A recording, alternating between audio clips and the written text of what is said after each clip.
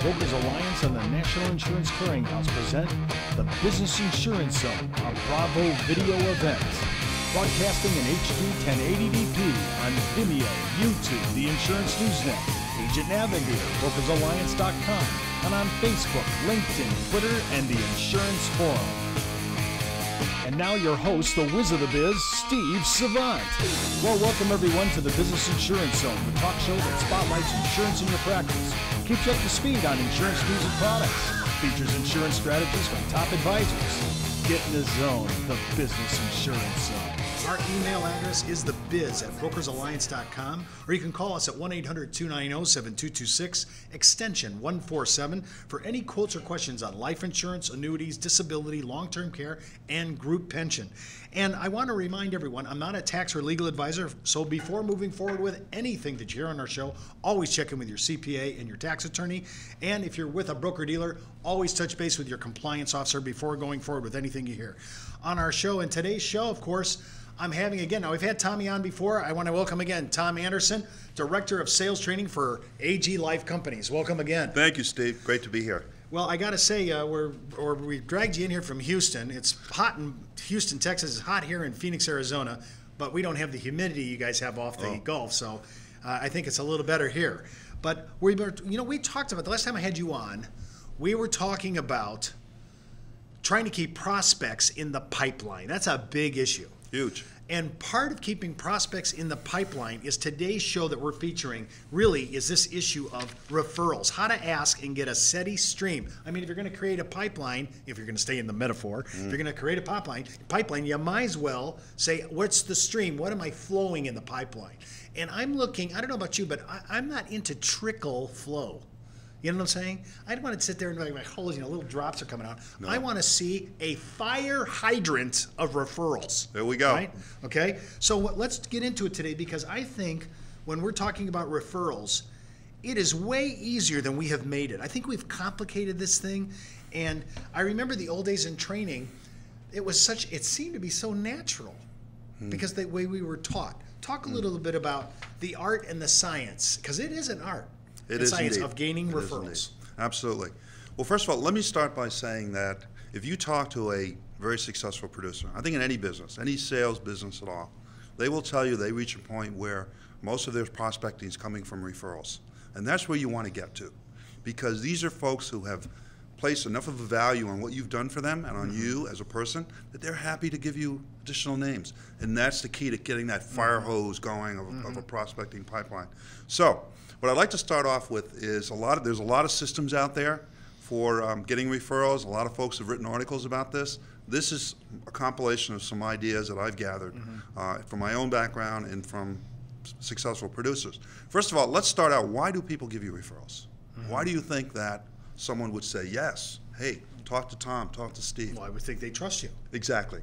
Not only do they trust you, but they feel comfortable with you. Because one of the things I learned early on in the business, I'm not going to be the last person to talk to you about financial services. Somebody's going to come behind me, always. So part of it is getting into a defensive mentality. I want to have such a strong relationship with that client that he or she can say when someone else calls, oh no, Steve handles that, Tom handles that. That's what you want as a salesperson from your clients. So people refer you, as you said, Steve, because they trust you. Also, they feel comfortable doing business with you. The other reasons are you may have saved them money, saved them time. You were able to go above and beyond the call of duty. If you think about people that have done that for us. You just brought up a thing that I think is a huge issue, and that is, what did when you're summarizing, well, I was able to get this amount of return with the beta risk, and everybody's managing the mutual fund issues. A lot of times I like to come back and say, I basically put more money in my client's pocket. I want to tell my client that so that he says that. I save them taxes. Big summary statements. Exactly. Rather than, I think I managed, my one fund got this and my one fund received that return. I want to manage more global so that my client is parroting what Forte or whatever I actually unloaded that he really appreciated. Exactly. So I might have to teach him that. Exactly. And you touched on a really key point. One reason a person becomes a client of ours versus someone else's is because we have developed a very compelling value proposition. They've really understood exactly what it is I've offered to them, and they're able to tell others about that. So to your point about parroting, that's another strong common point I found with the very top producers. I saw an old movie that kind of typifies this, the great movie Ben-Hur. And the steward, the old steward of the house of Hur, he was handed all the financial, and he was not a free man, he was a slave, but he had gained so much trust that he became the steward of all the financial issues of the house of Hur. And every year he came for an accounting, just like we do annual reviews. Yes, the annual review, sure. And he would say and Ben-Hur would say, every year I'm a richer person because of my faithful steward. Exactly. And if I could become a faithful steward, if I could have that fiduciary relationship you're talking about where I'm trusted, he sees the honesty. And when he goes to talk to another person that he knows about me, he saved me so much money in taxes. He actually made sure I had the cash flow I wanted at retirement. Basic global summary statements. Yes. To me, that's hot. Yes. Now, when we're asking, how do I ask for this? I always say, I'm embarrassed to ask for referrals. Yes. In fact, that's one of the inhibitors. You know, a lot of folks, it's all in your head. I had a manager once said to me that very point, Tom, it's all in your head. Really, why are we reluctant to ask for referrals? Well, we think we're putting the person on the spot.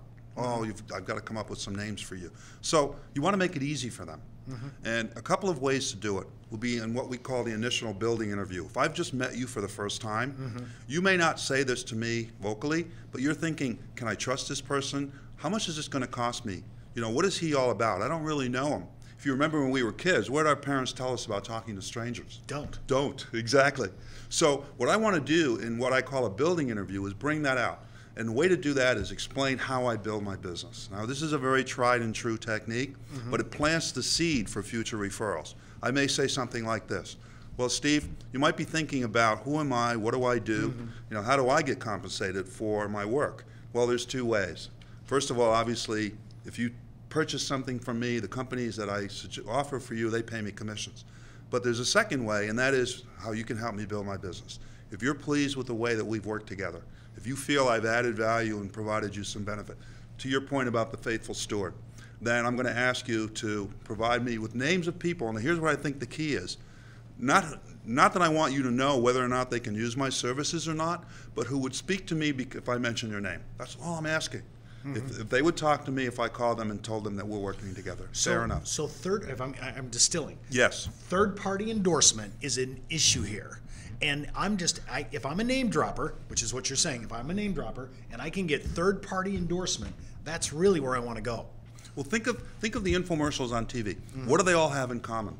They all have these folks giving these testimonials. Well, I tried this machine, and boy, I lost 30 pounds in 30 days. I see nobody 60 and over yet. When I see over 60 and over, I'm buying the program. But it's the same psychological trigger that we're talking about. Well, when I'm thinking about, because we're talking about having a referral mindset, I don't want to just do this. It will start out as a genuine practice, as a genuine discipline, but I want to get into a mindset where it becomes my lifestyle. I'm always asking for this, just the way you said it.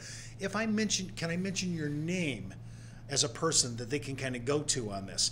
I think I want to get into that as part and parcel of my personality. That should be part of my mantra.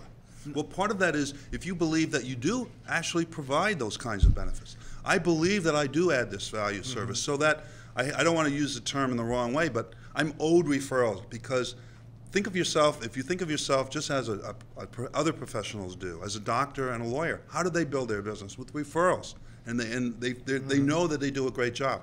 And there's two other ways to do it. I mentioned in the beginning when we first meet. Now here's the other steps that I found in other referral systems they don't really touch on. Let's say that I am an insurance agent. I'm selling insurance policies. There's two other occasions when I can ask for referrals. So for instance, at the time I take the application, what better validation that we have worked well together? You're giving me money. You're giving me an application. You're trusting me with that important financial part of your life.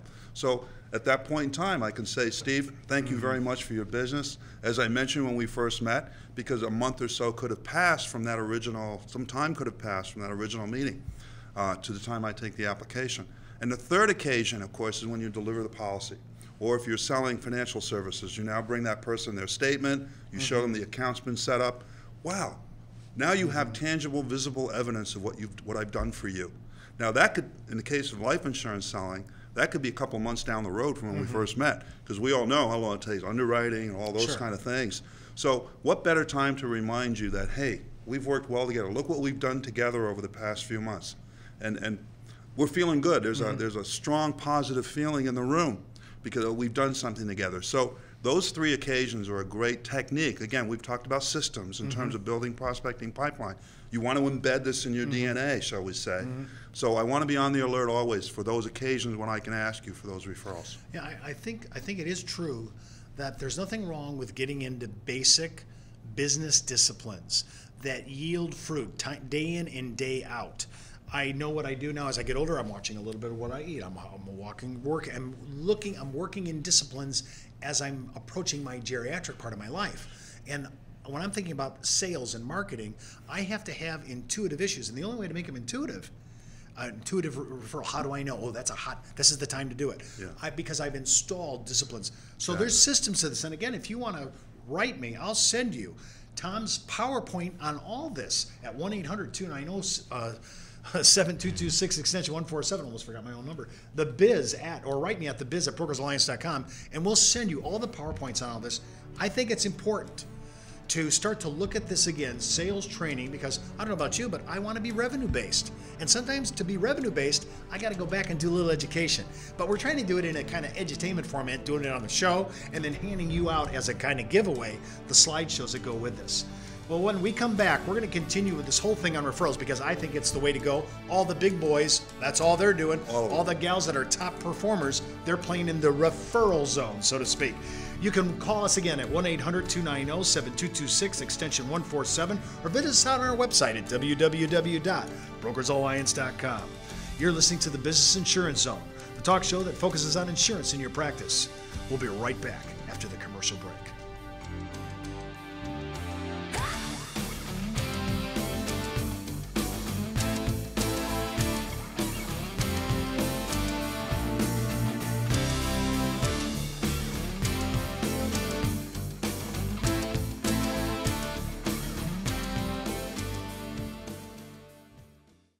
Steve Savant here.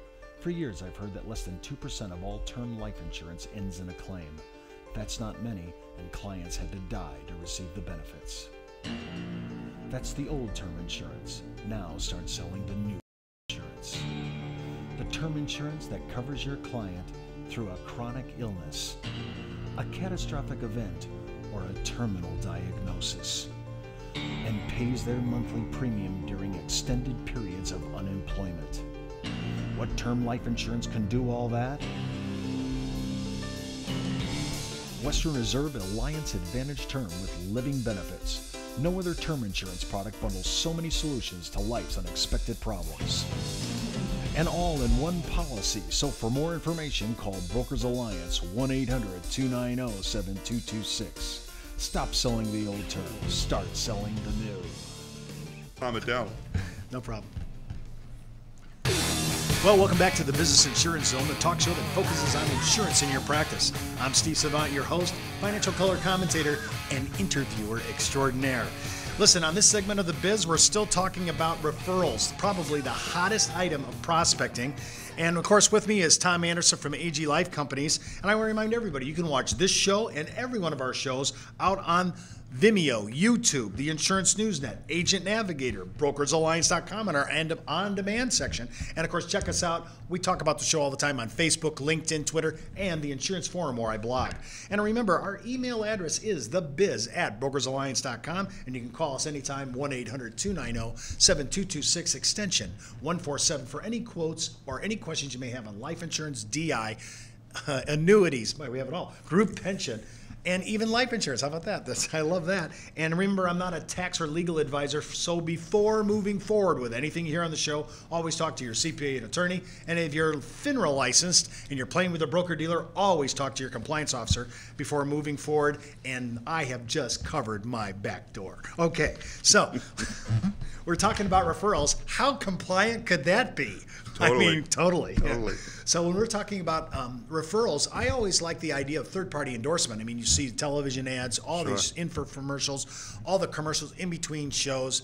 Why would a person want to call me? Why would a person want to refer to me? And I think I loved what you said in the first segment. The word fear, F-E-A-R, false evidences appearing real. We have an unnatural and unwarranted fear of asking for referrals. Your trainer back in the day, right? Yes. He said that's a natural, unwarranted fear. It's a false evidence. If people are doing business with you, they probably are okay giving your name. Yes. And you using their name, which I loved yours. You did it in reverse. I was taught the other way. Yes. Can I talk to them? And no, you said, can I bring up your name? Yes. I think that's even better. We'll talk about it, naming, clients, make it easy on the client. I kind of like, well, let's talk about that. How can I make it easy on him so he wants to give you these names? This is not the do not call list. No. No. Oh, no. These are folks that you've done business with. Right. Or you're in the process and there's a comfort level there. Now, first of all, you want to start by let me show you the wrong way. We'll talk a little bit about the wrong way. So many folks that I've met, and I did this myself in the early days before I got smarter, was, well, Steve, I'm really happy that we're doing some business. Can you give me some names of folks that I could speak to? Dead silence. I've put the whole burden on you to think of your Rolodex, to think about all those folks. And I'm also kind of, without really saying it, kind of making you kind of almost qualify those folks. Well, Tom, I don't really know if John and Mary need insurance. So I don't want to put a whole burden on you. So that's what I'd like to offer as an idea to help you get more referrals. And what I've done is I built a little form. And it really helps if at the time you give your client this form, basically asking for, different categories. Help them take that mental Rolodex they have of all the different relationships they have and put them in categories. So for instance, friends, relationship. For instance, if from knowing you, Steve, I know you play golf.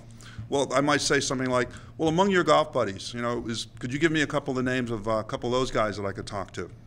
And that helps you be specific and crystallize some of those names. Now, the other relationships at work, people you work with, could also be a source. And then other kinds of connections you have. We mentioned Twitter and Facebook before. My gosh, the universe of connections is getting huge these days. Back in my day, it was physical. People I actually knew or worked with or saw every day. But now, my gosh, it's virtual as well. So you want to help them come up with names from their social media network as well. And not only that, but when you ask them to give you the names, ask them to give you a little bit about that person. Well, can you tell me a little bit about Steve? What does he like to do? What are some of his hobbies? What does he do for a living? That'll help. As we know in our business, you want to qualify your names as well. Are these folks that are likely to want to speak to me, or clients, people that I'd want to have as clients? So if I'm working in a professional market, if I'm working in a business owner market, because these folks talk to each other. They often know one another in the same field, in the same background. I've noticed that personalities of clients are similar, kind of birds of a feather flock together, right? So I've noticed that guys like me, I'm a little more outgoing, maybe a little bit more boisterous in my personality. I'm going to hang with people. I know that, and it comes as a shock to our viewers. And Steve's a little out there, type A personality, although everyone knows me that I have an analytic side. It's a dark side, too, I have to say. I am the king of all that is grid work out in the insurance market. But when I'm thinking about people flock there, so if I'm really relating to this client, I'm wondering how many clients are built like he is, so that they or she is, and they would then respond to me because they're birds of a feather. Yes. So I kind of like that. Yes. And not only that, the other benefit is that you want to, as we mentioned earlier, if I can give that client, a person who is a client of mine, a very strong impression, I'm almost script him how he describes me. So, for instance, if someone gave you as a referral, you may call that person back and say, hey, Mike, this guy Tom called me. I mean, what is he about? What is the relationship there? Why should I speak to him? Now there's an opportunity for your client to really give your little commercial, be a billboard for you. Oh, well, hey, Tom did a great job. He actually made more money in my investments, or put together an insurance plan that made a lot more sense than what I've seen before. I think you ought to talk to him. That's huge. That can be huge. So there's a lot of benefits there. As you mentioned, birds of a feather. If I can help my clients spread the word about me and use the words that I would like them to use in describing me, all the better. In fact, actually, one of the mantras I use to help other agents when we do retail seminars for them is, Our first issues are to put more money in your pocket. And one of the ways to do that can be rates of return, saying I do a better job. But where I go, because I know it's easier to manage, is I do it by making sure I've maxed out every tax advantage that's out on the street. Because to me, I can give more money by doing a few modifications in what you play, where you play in, rather than worry about can I beat the return of the market. And one of the big reasons, and I don't even call this a referral scenario, during the downturn in 2008, 2009, a lot of people deserted their advisors. Yes. Because they lost 35, 40%. So the other advisors are saying, second opinion, would you like that? So people are out on the street hunting down advisors after getting bludgeoned through the market. But they were the same guy. We're just switching clients. Yes. We weren't really showing value. So what we wanted to do is, how can I protect? In fact, that's one of the reasons why, I don't mean to be so blatantly commercial here, but that's one of the reasons why indexing UL has taken off, just because people are sick. They want a bottom floor protection. But when I think about referrals, birds of a feather, I think about being able to talk about a little area of expertise where I can help. I love the global summations. I say I get my money, more money to spend because I save money on taxes. You know, what is that global? I've learned how to manage and do protection puts. Maybe you're a stockbroker, whatever it is. What have you done to manage that? Talk a little bit more about referrals in regards to, do I use pre-approach letters? I mean, those are the old days. That was all, we had all this stuff done for us. Yes. On Word docs. Well, again, in this day and age, you want to leverage the technology. You want to leverage the tools we have. There's nothing stronger than a written testimonial from your client. We talked earlier about how infomercials are so great at that. I mean, testimonials are powerful. People feel a connection with someone who enjoyed success. I want to be like that. I want to have what that person had. So one way, of course, is if you can get a referral letter, something written down that you can then send to, or an email that you can send to. Do you think most men that are you're gonna get referral letters are gonna take the time to write that letter? Probably not. I'm thinking his wife though might. Because I think this is one area. We had Dr. Barb Provost on our show, and boy, we're missing the whole issue of actually serving women at the table when we're talking to mother and father. And I think he may not do it, but I'm kind of suspicious that mom might write that letter. And she might write that letter to her girlfriend or post something on Facebook or Twitter. I'm just kind of curious about pre-approach letters at large. Sure. Well, not to belabor that point too far, but your point about the mom or the wife at the table, because if you think about it, if it's a life insurance transaction, for instance, who is the benefit? Who's going to really benefit from it? Well, according to the actuarial stats, she is. Yeah, exactly. We die right on time according to the tables. Exactly. Yes. The other thing, of course, with emails and so on, is for the client. If you might even want to help script this for the client, but if the client sends an email to the person that he or she refers you to, it's also very powerful. Another would be something on the Twitter. Now, do you have this script? Some of these scripts Yes. for pre-approach? Yes. If you want any of these pre-approach letters or any of these scripts that we're talking about, including the PowerPoint that goes with this, just call us 1-800-290-7226, extension 147, or write us at our email address of the show, thebiz@brokersalliance.com, and we'll send you the complete dossier, complete documents on pre-approach letters, the entire PowerPoint to get you going. I mean, because this is good stuff. That's our goal. We want everyone to be successful. We're not. This is not a nonprofit organization, as we used to say at our agency. That is true. In fact, actually, the owners of Brokers Alliance would concur. Now, we're looking at telephone referrals. You know, this whole thing. I always say telephone. I hate telephone. Right? Talk about reluctance. I mean, write a letter, shoot an email, right?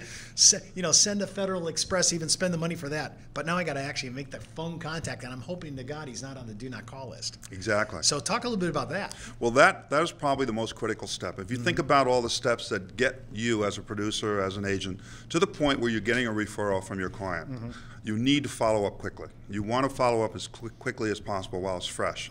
And typically, there's going to be rejection. That is why what I recommend, what we've taught in many of my classes, is a three-step approach to that all-important telephone call to get a meeting. Now, just as a kind of a sidebar, when requesting and reaching out to that referral, I really don't like to use the word appointment. If you think about what an appointment means, you make appointments with dentists, ouch. You make appointments with your accountants. I never thought about it like that. Maybe not to have good news. So appointments for many people has kind of a, ooh. Wait a minute, I'm trying to think of one appointment I have with a professional that would be positive. Like, you just named me the 3 losers. I might want to go to the doctor. I want to see my dentist. I don't want to go to my accountant. Yes. So not to be politically correct, but I think words are powerful. And I always use the word meeting. Have a meeting. Now, in Texas, and it can be a lot regional, but being in Texas, we want to get with you. Want to get with you. Is that right? So, yeah. I'd like to get with you. How does that work for you? You're coming from the East Coast, now you're relocating, and you're sitting there with some kind of, like Texas, platitude. Get with Sure. you. But I think words are so important. So when you make that initial contact, I really think it's helpful. I'd like to meet with you for a few minutes. And you want to, what I call as a bridge. You want to be able to, in the mind of the referral, the person you're speaking to who's a referral, bridge that contact. So in other words, if I was calling you, Steve, I might say, Steve, I'm calling you. I met with Tom about a week and a half ago, and he suggested I give you a call. You may have gotten an email from Tom from Tom prior to my call today. I want to bridge that. I want to show Would in your you mind. leave that on a voicemail if they didn't answer? Yes. Another tool we have is some effective voicemail messaging because that's such a critical. You have this already scripted? Yes. Again. Yes. Again, don't forget, we're talking about scripts, PowerPoints, pre-approach letters. Tools you can use. Tools you can use. I love it. And this is why our show's called Interviews You Can Use. You can actually use the stuff we're talking about on the show. No theory here. Well, I want people to make money and be successful. No, we're beyond theory. And we're talking about proven. Sure. Well, listen. We're gonna have to have you on again. I'm just sorry to say. Well, you can hop out on our site and ask for any of these things. 1-800-290-7226, extension 147. You can write us at the show, thebiz@brokersalliance.com. Hop out on our website at www.brokersalliance.com for all this information. Tom, this is really huge. I'm really glad you're here. Cool. I'm Steve Savant. You're listening to the Business Insurance Zone, the show that talks about insurance in your practice. Well, that's the buzz on the biz for today. Get into the zone. The Business Insurance This has Zone. been a Bravo video event of the National Insurance Clearinghouse and Brokers Alliance, one of the largest distributors of insurance products and services to a nationwide network of insurance professionals. You can contact Brokers Alliance at brokersalliance.com or 1-800-290-7226, extension 147.